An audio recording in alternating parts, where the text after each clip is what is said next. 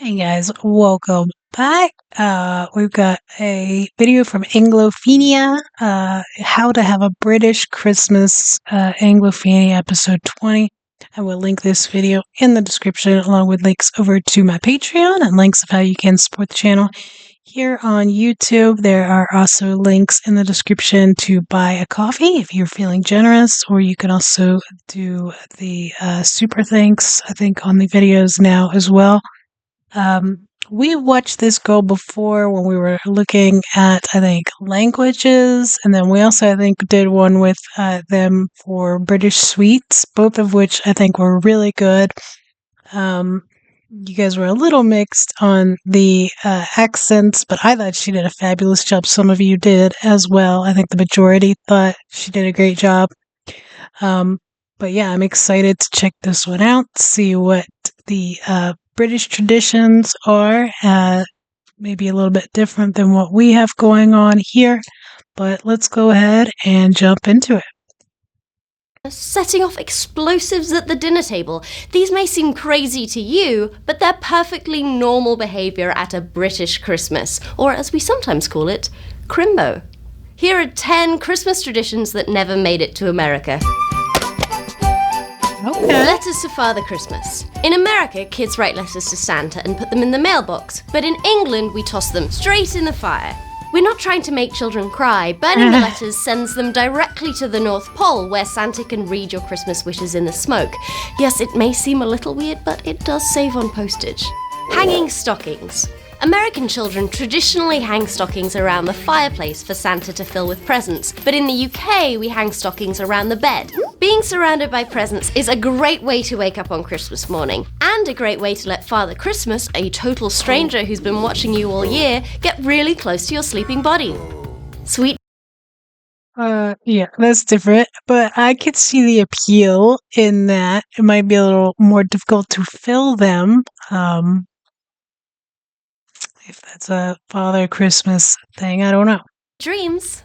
Also, instead of leaving out milk and cookies for Father Christmas, we leave him brandy and a mince pie because he is a grown-up. Christmas crackers.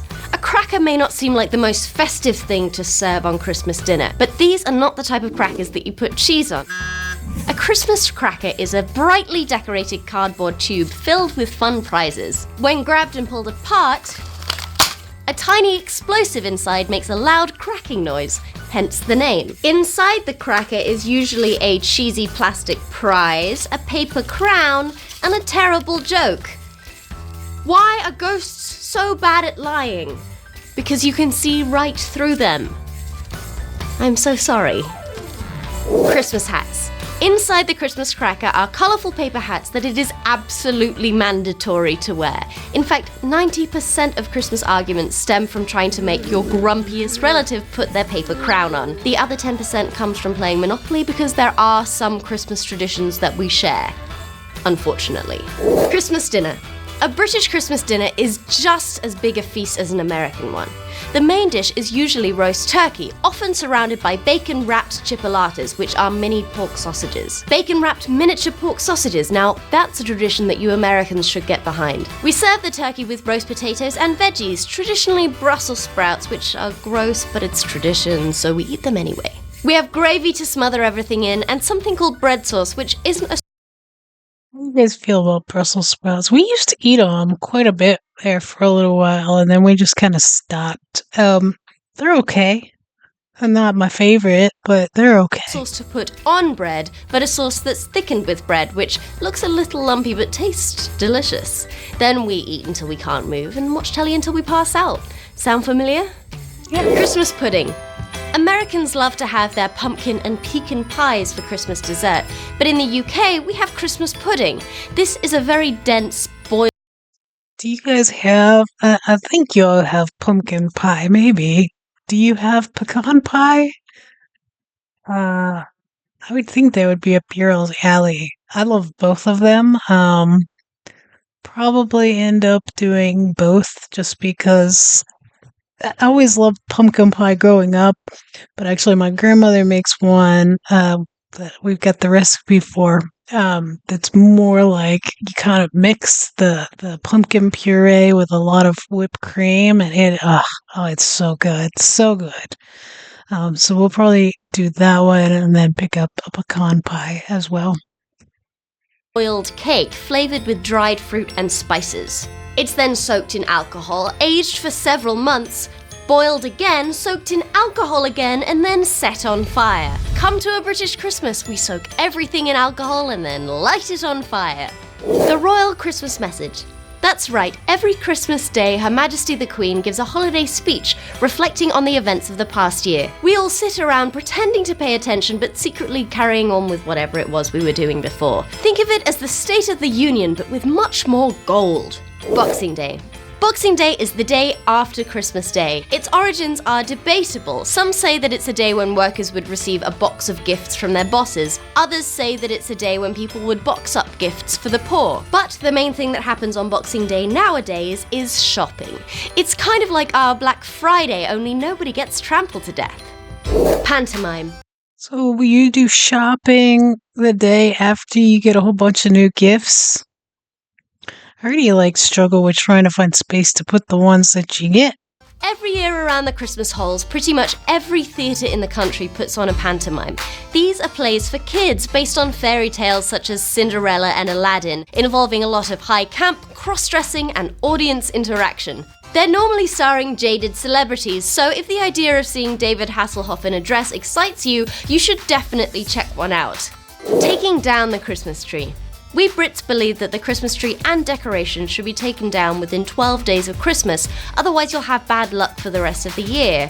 This is maybe a tradition that Americans should consider adopting. I've certainly seen people keep their old, brown, dry, withered Christmas trees until almost the 4th of July. Not here. My mom, if it was up to her, you would put the Christmas tree up maybe not even a week in advance and it would be gone. She sometimes is bringing that thing down within a day of Christmas being over. She's done with it.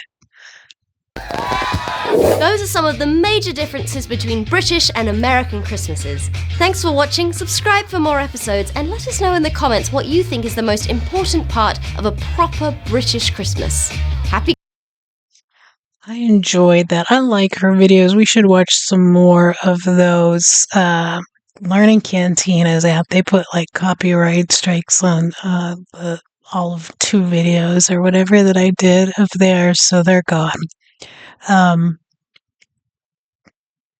It's just AI dribble anyway. All of you guys were saying not to do any videos from them anymore, so I probably wasn't going to anyway, but the ones that I did do are gone now, sadly. But I like this gal a lot. She does some really great videos. I think she did some great accents. Of course, I'm not an expert for sure. But I enjoyed it. I thought it was very interesting, and I think she kind of covered most, if not all, of the bases of some of the differences that you guys have pointed out. If you think there's some more or something else that comes to mind, absolutely let me know in the comments. But yeah, guys, thanks for watching with me, and I hope you have an awesome, awesome day.